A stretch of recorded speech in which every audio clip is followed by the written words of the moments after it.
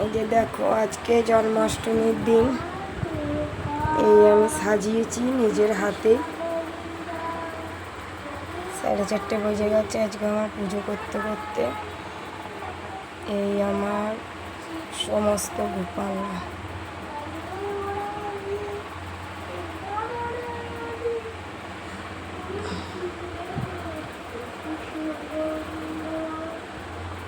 এখানে আমার লাড্ডু গোপালের প্রিয় সব প্রসাদ দিয়েছি, খাবার দিয়েছি, যেমন পেরেছি যতটুকুনি পেরেছি করেছি।